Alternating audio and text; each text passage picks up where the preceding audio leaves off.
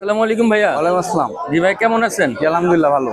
জি, আপনার কাছে সুন্দর সুন্দর কিছু কিটেন দেখা যাচ্ছে ভাইয়া।